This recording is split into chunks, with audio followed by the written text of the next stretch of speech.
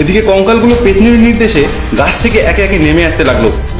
ওরা এবার এদিকেই দৌড়ে দৌড়ে আসছে। চোখ দুটো আগুনের ভাটার মতো লাল দেখে আমিও শেষমেশ জ্ঞান হারালাম। কলেজ ছুটির পর সেদিন এক মেঘনা চাইতে জল টাইপের প্রস্তাব এসে পড়লো আমার সামনে।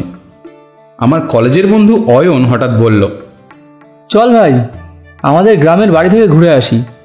খুব বেশি দূরের পথ না, এই কাছেই। 2-3 দিন থেকে তারপর একসাথেই চলে আসা যাবে। প্রস্তাবটা শুনে ভালোই লাগলো আমার। এমনিতেও অনেকদিন কোথাও ঘুরতে যাওয়া হয়নি, তা এক প্রকার ভালোই হলো। আমিও চটজলদি রাজি হয়ে গেলাম। আরে ভাই, আগে বলবি তো, অবশ্যই যাব। যথারীতি শুক্রবার কলেজের ক্লাস শেষ করে বিকেল বিকেল রওনা হলাম আমরা দুজন মিলে।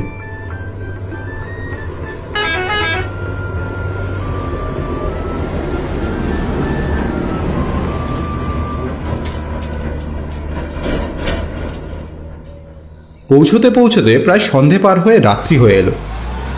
বাস যখন আমাদের নামিয়ে দিল ওদের গ্রামের মোড়ের মাথায়, তখন চারিদিকে ঘুটঘুটে অন্ধকার না হলেও লোকজন তেমন চোখে পড়ল না। কয়েকটা নেড়ি কুকুর ঘেউ ঘেউ করছে ওদিকে। দোকানপাট প্রায় সবই বন্ধ হয়ে গেছে। আমাকে একটু চিন্তিত দেখে অয়ন বলল, মিনিট 2 হাঁটলেই বাড়ি। খিদেতে পেটে নাড়ি বুড়ি টনটন করছে। খেয়ে যে কি ঘুম দেব রে ভাই, চল পাচালা। আমিও ওর কথায় সায় দিয়ে বললাম, সে আর বলতে, ছুঁচোয় পেটে ডন বৈঠক মারছে। তারপর হাসতে হাসতে দুজন চলতে লাগলাম। বাড়ি পৌঁছে খাবার দাবার শেষ করে ঘুমোতে যাব এমন সময় জানলার বাইরে কিসের একটা শব্দ শুনতে পেলাম বলে মনে হলো। বন্ধুকে জিজ্ঞেস করতেই সে বলল, আমাদের বাড়ির দুপাশে বড় বড় দুটো পুকুর আছে, লাল দিঘি আর কালো দিঘি তাদের নাম। রাতের বেলা এলাম তো, তাই টের পাসনি।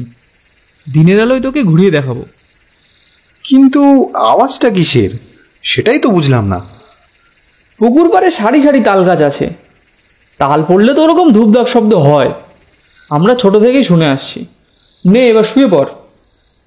আমি তখন ব্যাপারটা বুঝতে পেরে কিছু প্রশ্ন করলাম না ওকে। অয়ন মস্ত একটা হাই তুলে বলল, ঘুমা ঘুমা, এত ভাবিস না। তারপর দুজনে ঘুমিয়ে পড়লাম। পরের দিন সকালে উঠে দেখি বাইরের গ্রাম্য পরিবেশটা কি অসাধারণ সুন্দর রূপ নিয়েছে।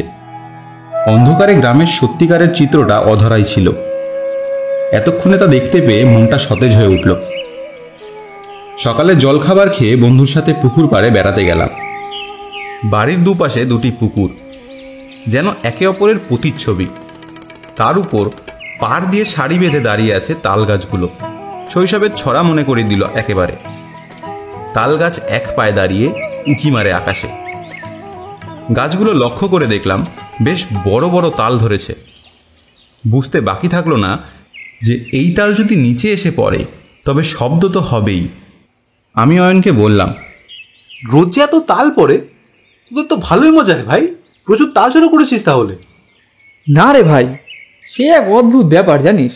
এত তাল পড়ে কিন্তু কেউ দেখতে পায় না। পুরনো তো দূরে থাক। কি বলিস? তাজ্জব ব্যাপার মাইরি, কেউ কোনোদিন কিছুই দেখেনি? পাশের বাড়ির ছোট ছেলে পল্টু এমনিতে খুব ডানপিটে ছেলে, কাউকে তেমনি ভয় ডর পায় না। সে একবার বন্ধুদের সাথে বাজি ধরে বলল, এবার পষ্টাপষ্টি আসল চোর ধরে দেখিয়ে দেবো সবাইকে।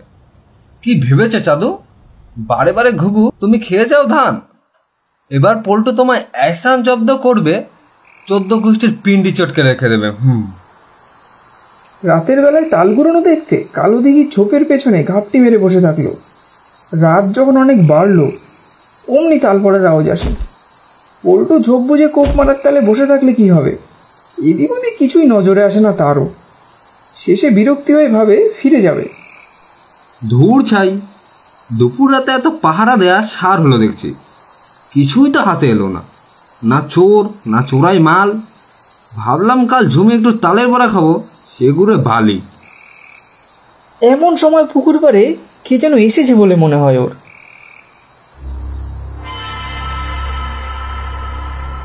বেশ সিনা চওড়া করে এগিয়ে যায় পল্টু। একটা একটা করে তাল কুড়াতে দেখে তেড়ে যায় সে।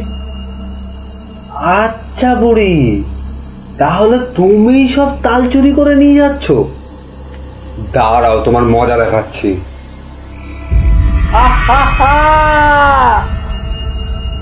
বেচারা তারপর যে কি সাংঘাতিক আতঙ্কিত হয়েছে, কি দেখেছে কাউকে কিছুই খুলে বলতে চায় না জানিস। এই পথও আর মারায় না। আমরা অনেক জিজ্ঞাসা করেছি ওই রাতের বিষয়ে, কিন্তু কোনোভাবেই মুখ দিয়ে টু শব্দ বের করে না। তবে এই নিয়ে কথা উঠলে ওর চোখে মুখে ভীষণ ভয়ের ছাপ ফুটে উঠতে দেখেছি। যেখানে ভূতের ভয় সেখানেই সন্দেহ হয়।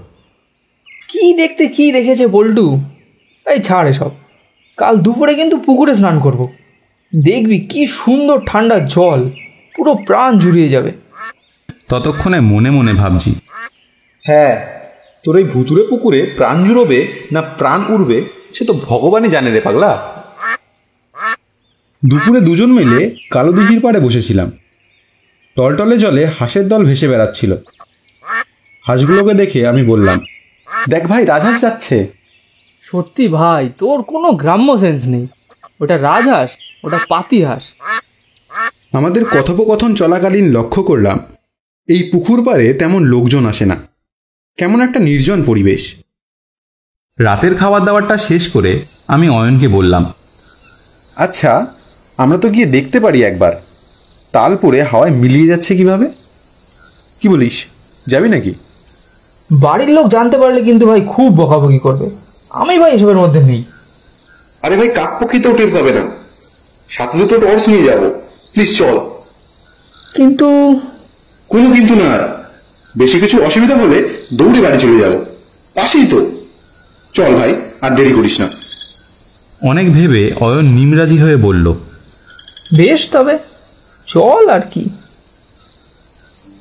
দুজনের টর্চ হাতে নিয়ে কালো দিঘির পাড়ে হাজির হলাম। একটা ঝোপের আড়ালে চুপচাপ বসে বসে নজর রাখবো বলে ঠিক করলাম।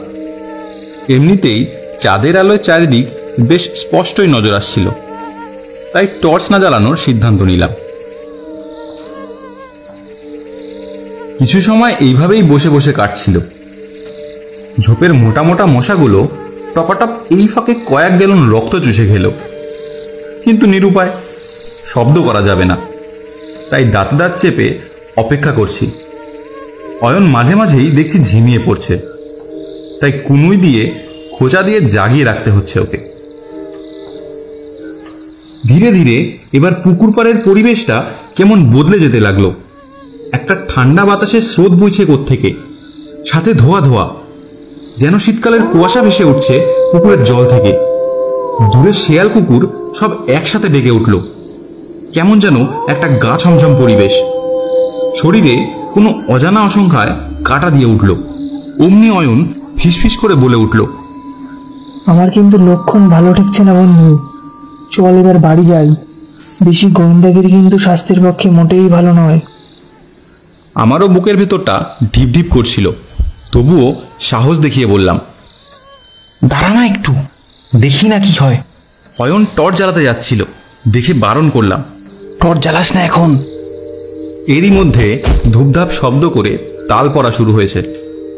আমি বললাম, অবাক ব্যাপার তো, সব তালগুলো এখনই একসাথে কেন পড়ছে? এতক্ষণ বসে আছি, কই একটাও তো তাল পড়লো না। ওটা কে রে ভাই? ভূত নাকি? ওরে, এ তো পুকুর পাড়ের থেকেই টপাটপ তাল তুলছে। আমরা দুজনে তখন ঝোপের আড়াল থেকে ভালো দেখতে না পাওয়ার জন্য একটু বেরিয়ে সামনের দিকে এগিয়ে গেলাম। বুড়ি তখনও মনের শোকে তাল কুড়োচ্ছে। দেখেছিস? চল ভাই বাড়ি যাই এবার। চুপ চুপ, শব্দ করিস না, বেটা চোর বুড়ি টের পেলেই পালাবে। চোর? তাল চুরি করছে, চোর নয় তো কি। ক্ষমা দে ভাই, চল ভাই, ঘরের ছেলে ঘরে ফিরে যাই। এদিকে আমিও কম নাছরবান্দা পাবলিক নই, আজের শেষ দেখেই ছাড়ব। মনে মনে এরকমই ঠিক করে ফেলেছি। আর একটু এগিয়েই টর্চটা জেলে ধরলাম বুড়ির ওপর। অমনি বুড়ি ঘুরে তাকালো আমাদের দিকে, চোখ দুটো আগুনের ভাটার মতো লাল। আর সে কি খ্যান খ্যান গলারে বাবা! শুনে আত্মারাম খাঁচা ছাড়া হবার জোগাড়।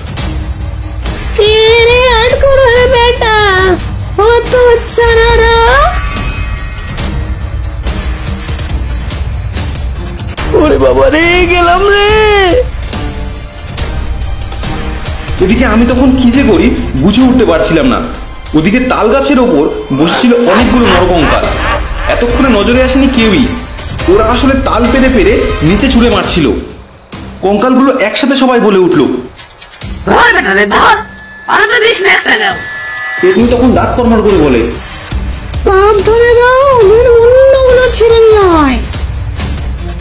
আমি দিক বেদিক জ্ঞান শূন্য হয়ে অয়নকে কাঁধে নিয়ে প্রাণপণে পালানোর চেষ্টা করতে লাগলাম। পাশেই বাড়ি, কিন্তু ভয়ে তখন হাত পা অসাড় হয়ে আসছে। এদিকে কঙ্কালগুলো পেতনির নির্দেশে গাছ থেকে একে একে নেমে আসতে লাগলো। ওরা এবার এদিকেই দৌড়ে দৌড়ে আসছে দেখে আমিও শেষমেশ জ্ঞান হারালাম।